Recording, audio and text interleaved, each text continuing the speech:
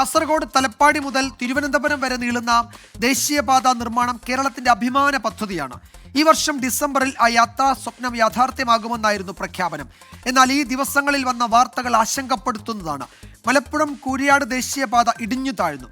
കൂരിയാടിന് സമീപ സ്ഥലങ്ങളിൽ ദേശീയപാതയിൽ രണ്ടിടത്താണ് വിള്ളലുകൾ കണ്ടെത്തിയത്. കൊല്ലം ചാത്തന്നൂരിലെ ദേശീയപാത നിർമ്മാണം ഇന്ന് യാത്രക്കാർക്ക് ദുരിതമാണ് സമ്മാനിക്കുന്നത്. തൃശൂർ മണത്തലയിൽ ദേശീയപാത നിർമ്മാണം നടക്കുന്ന മേൽപ്പാലത്തിന് മുകളിൽ ടാറിട്ട ഭാഗത്ത് വിള്ളൽ കണ്ടെത്തി. സമൂഹ മാധ്യമങ്ങളിൽ ഈ ചിത്രങ്ങൾ പ്രചരിച്ചതോടെ രാത്രി തന്നെ അധികൃതർ എത്തി അത് അടയ്ക്കാൻ ശ്രമിച്ചു. കനത്ത മഴയാണ് കാരണമെന്ന് ദേശീയപാത അതോറിറ്റി വിശദീകരിക്കുന്നു.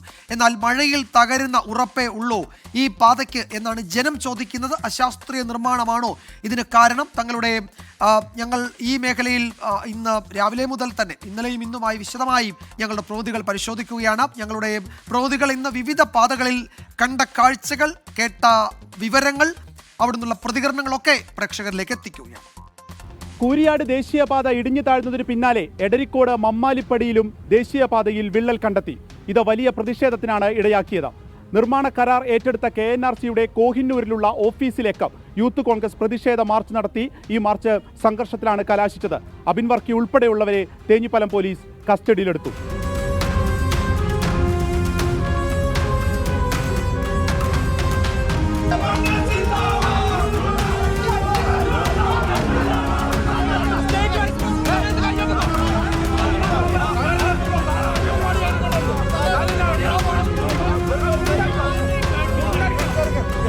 ആലപ്പുഴ ജില്ലയിൽ നിന്ന് കൊല്ലത്തേക്കും തിരുവനന്തപുരത്തേക്കും കടന്നു വരാനുള്ള പ്രധാന പാലമാണ് ചവറയിലെ ഈ പാലം. അതുകൊണ്ട് തന്നെ ദിനംപ്രതി ആയിരക്കണക്കിന് വാഹനങ്ങൾ കടന്നു പോകുന്നുണ്ട്.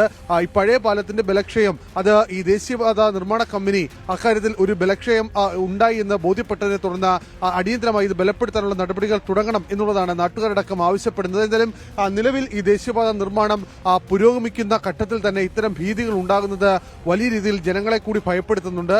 ഈ പഴയ പാലം അത് ഇപ്പോഴും തന്നെ അപകടാവസ്ഥയിലാണ്. ഒരു വശത്തേക്ക് ചരിവ് ഈ പാലത്തിനുണ്ട് എന്നുള്ളതാണ് നാട്ടുകാർ തന്നെ ആരോപിക്കുന്നത്. അതേസമയം പുതിയ പാലത്തിന്റെ നിർമ്മാണം എങ്ങും എത്തിയതുമില്ല.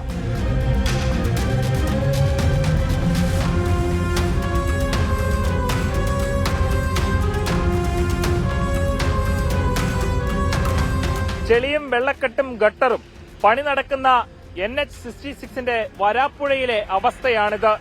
പണി നടക്കുമ്പോഴും വാഹനങ്ങളുടെ ഗതാഗതക്കുരുക്ക് നിയന്ത്രിക്കുന്ന തക്ക രീതിയിലുള്ള യാതൊരു നടപടിയും NH അതോറിറ്റിയുടെ ഭാഗത്തു നിന്ന് ഇവിടെ ഉണ്ടാകുന്നില്ല എന്നാണ് നാട്ടുകാരുടെ ആരോപണം. ആ ആരോപണത്തിൽ കഴമ്പുണ്ട് എന്നാണ് ഇവിടുത്തെ ദൃശ്യങ്ങളും വെളിവാക്കുന്നത്.